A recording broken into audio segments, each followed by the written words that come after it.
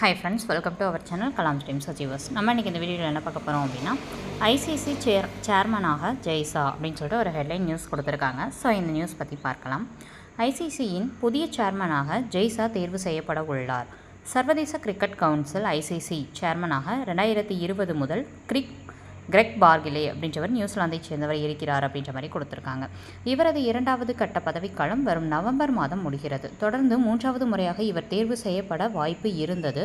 எனினும் இந்திய cricket board செயலர் ஜெய்ஷா புதிய சேர்மனாக முயற்சிப்பதாக செய்தி வெளியாகின. இவருக்கு ஆஸ்திரேலியா, இங்கிலாந்து உட்பட பல்வேறு கிரிக்கெட் போர்டு ஆதரவு தெரிவித்துள்ளன.